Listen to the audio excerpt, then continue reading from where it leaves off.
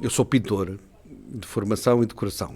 E depois tenho esta fome das palavras e daí que também gosto de escrever, gosto de falar. Para além da narração oral, é todo um universo de coisas ligadas à literatura. E como eu venho de uma geração do pós-25 de Abril e de uma organização que me influenciou muito logo a seguir à saída do liceu, que era o Centro de Apoio às Organizações de Base, e apanhei um movimento dos animadores culturais em Portugal florescente, o outro passou a ser muito importante para mim. E então, em pouco tempo, dei por mim a fazer mediação do livro e da leitura e mediação através da arte, educação pela arte, com pessoas muito distintas e em locais do território muito distintos, desde bairros, escolas, situações problemáticas, insucesso escolar, prisões, comunidades imigrantes. A vida foi-me levando por aí a contactar com outras pessoas. Então, eu sou uma espécie de trabalhador da palavra, cá do Andarilho. Quem o quiser encontrar é um pouco difícil, porque você funciona um pouco como o andarilho, não é?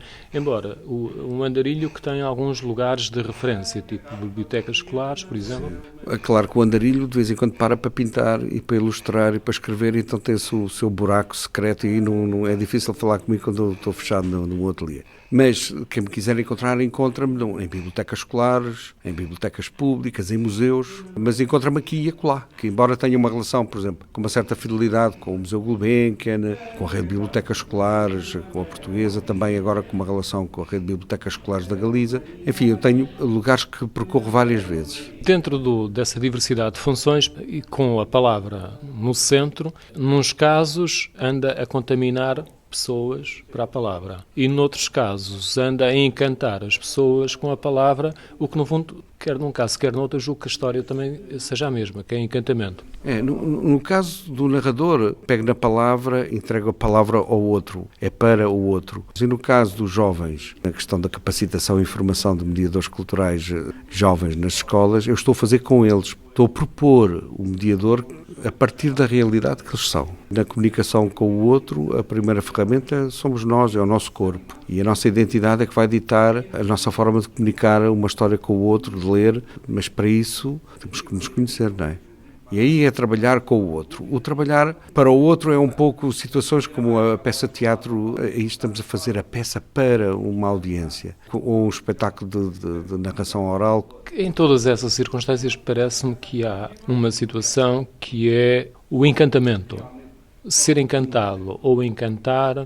Sim, a história ou a palavra, não há outra maneira de o fazer. E quando ela sai livre, e o narrador, quanto mais solto está, deixa fluir, é uma correnteza de palavras, o conto sai, às vezes não sai igual, às vezes não sai mesmo igual ao dia anterior, e desta vez saiu bem, e mudámos ligeiramente aquela situação por um estímulo, de repente há uma pessoa na plateia que nos sugere determinada coisa, uma conversa que todos tivemos.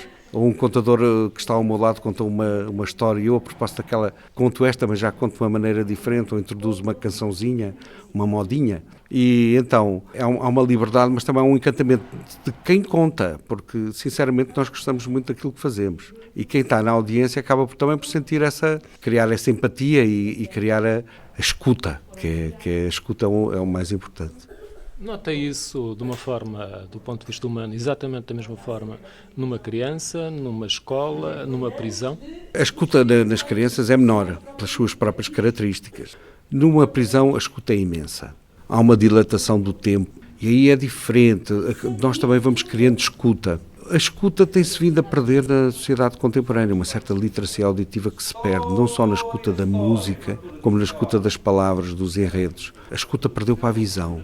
Está um mundo muito visual e muitas vezes a escuta é mal feita, é em altos berros, com o microfone em altos berros e com os headphones, isolando-me do mundo. Vão-se perdendo diferentes escutas, a escuta seletiva, uma escuta que dá sentido às palavras que estão escondidas por trás dos sons, que nos contam também histórias. E esse lado, há aqui também um trabalho para se fazer. E uma sessão de narração contribui muito para isso. E mesmo numa criança que não sabe ler, o facto de escutar já lhe está a criar uma competência da escuta. Está a formar uma espécie de um pré-leitor. Ele próprio vai ganhando uma competência da palavra, vai melhorar o vocabulário, vai aprender a desenhar com as palavras. E é isso que também que o narrador faz. Também contribui para essa educação vadia, entre aspas, sem sala de aula, uma educação que é feita em casa, na rua, no café, em vários sítios. Não. Como é que nota o encantamento de alguém, numa criança, numa prisão, numa biblioteca, como é que se percebe esse encantamento? Nos olhos, no olhar. Houve uma vez que a Companhia Andante, que teve agora muito bem entregue o prémio do Plano Nacional de Leitura, eu tinha o meu grupo de leitura na prisão de Montijo, na Biblioteca Prisional de Montijo.